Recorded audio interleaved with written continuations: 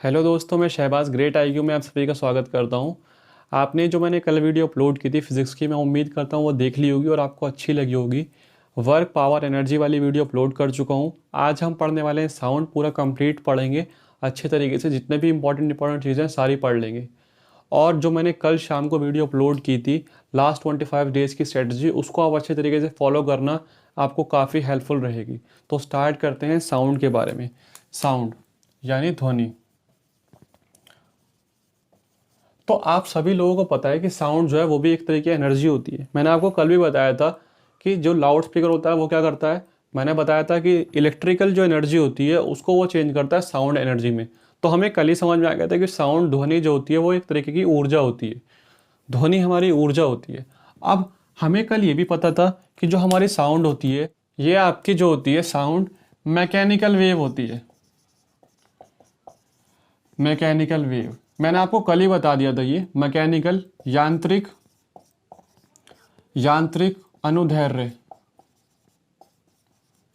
यानी longitudinal mechanical wave होती है। और मैंने आपको कल वेव के चैप्टर में पढ़ा दिया था कि जब भी कोई मैकेनिकल वेव होती है, मैंने समझाया था एम से आपको याद रखना है कि उसको माध्यम की ज़रूरत होती है, माध्यम की। ठीक है। तो जब ये लॉन्गिट्यूडल मैकेनिकल वेव यानी ये अनुदैर्ध्य यांत्रिक तरंग है, तो इसे भी किसी न किसी मीडियम, माध्यम की ज़रूरत पड़ेगी। अब हमने कल ये भी पढ़ा था कि माध्यम कितनी तरीके के होते हैं। तो हम सबको पता है कि माध्यम भी दो तरीके के होते हैं। ये यहाँ पर लिक्विड, सॉलिड और गैस में होते हैं। ठीक है।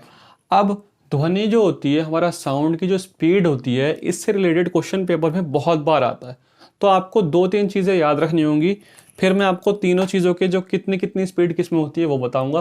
पहले जो बेसिक्स हैं हम उसको समझ लेते हैं, ताकि हम आगे आराम से पेपर में क्वेश्चन आराम से कर पाएँ। हमारा मेन मकसद जो है लॉजिक क्लियर करना है, रटना नहीं है। ठीक है। तो सबसे पहले तो आप ये याद रखेंगे, जब भी टेम्परेचर, तापमान,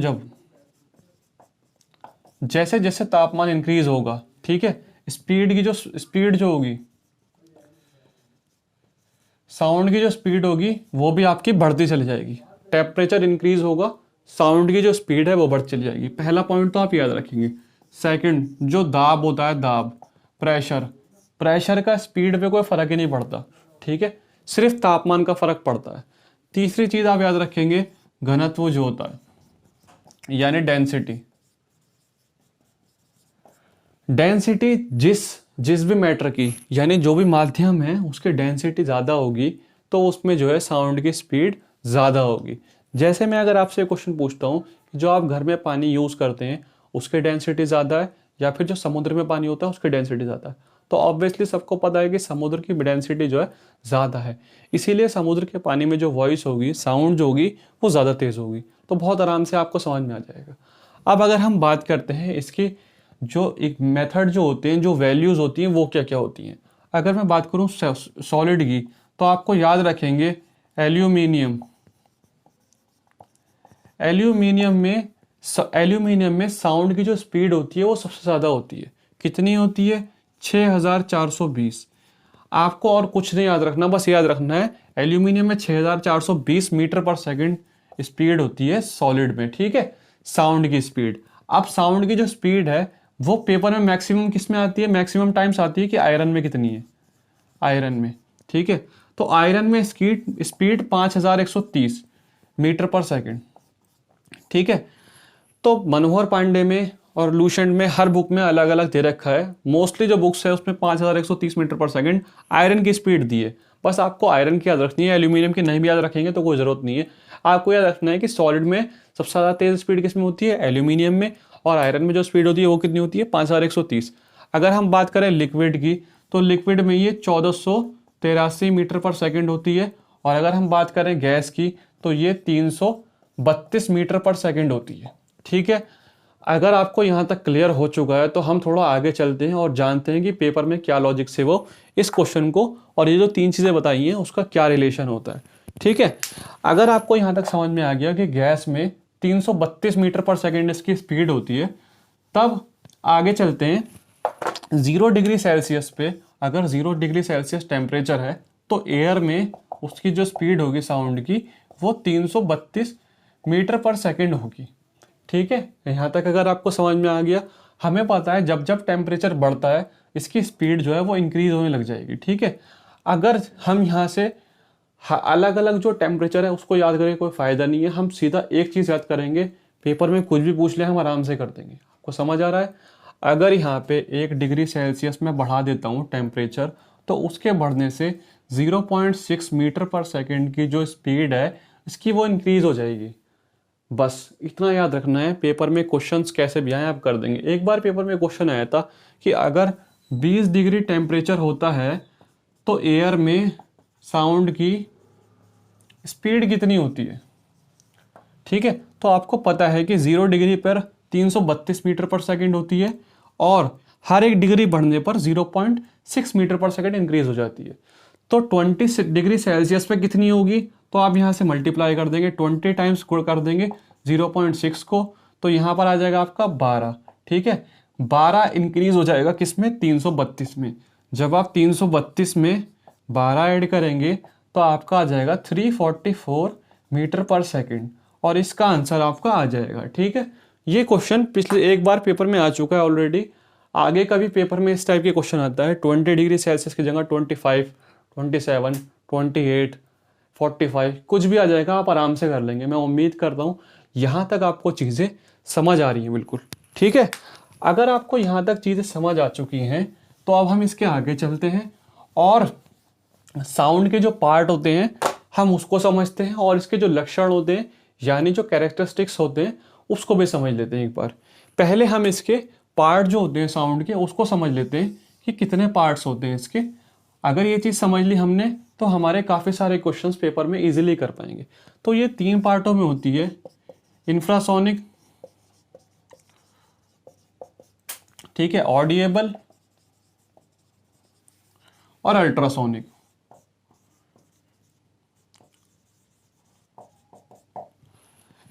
अब ऑडिएबल जो होती है जिसको हम सुन सकते हैं उसको हम हिंदी में कहते हैं श्रव्य, ठीक है, श्रव्य तरंग। अल्ट्रासोनिक को हम पराश्रव्य बोलते हैं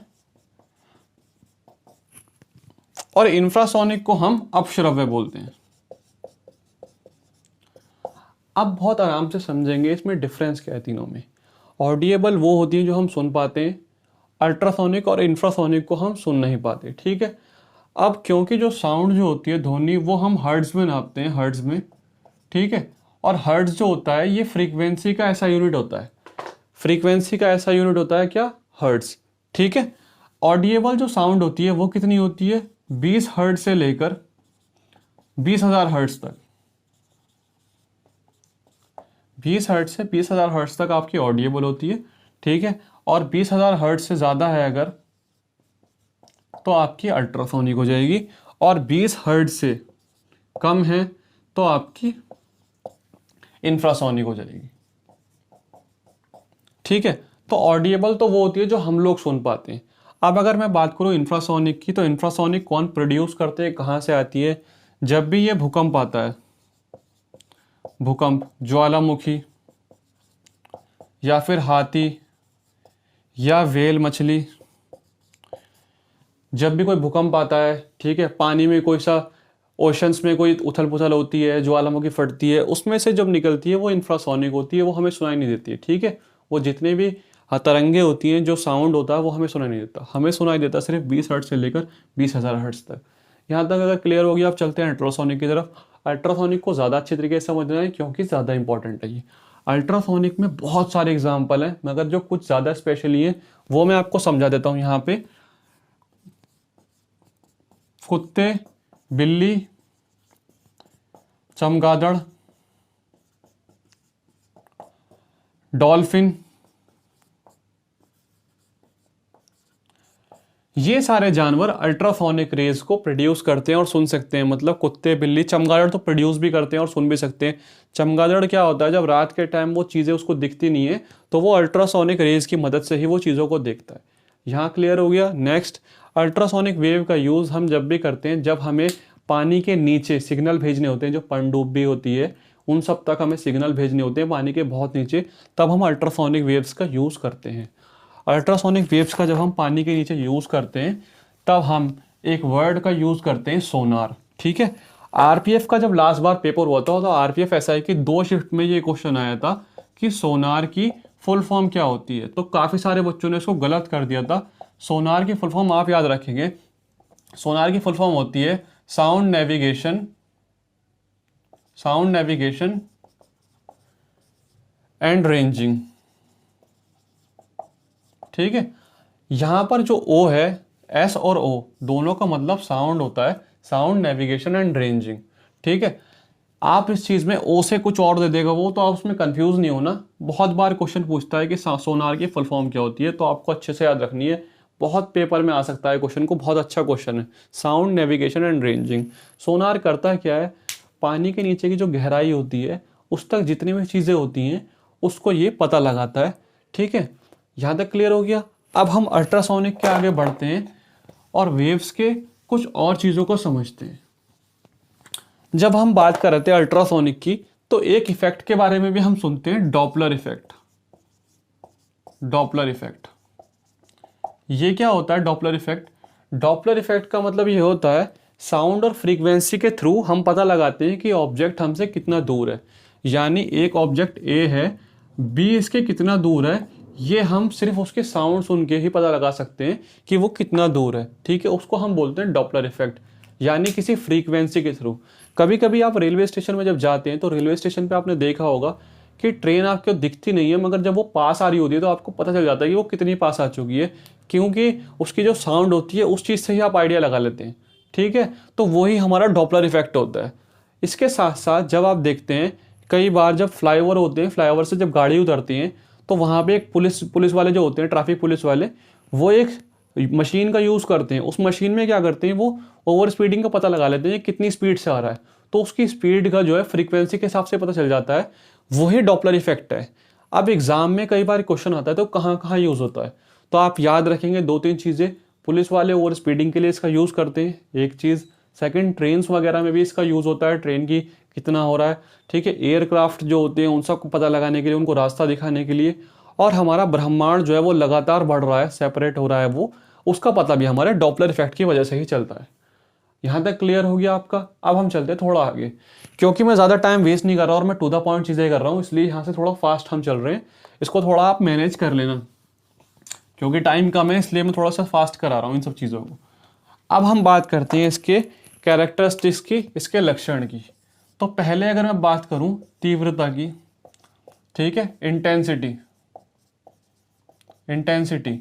उसके बाद मैं बात करूँ उसकी तारत्व जो होता है, यानी पिच, ये क्या होता है। उसके बाद होता है आपका इको। ठीक है, इको के बारे में हम पढ़ेंगे, पराध्वनि कहते हैं इसको।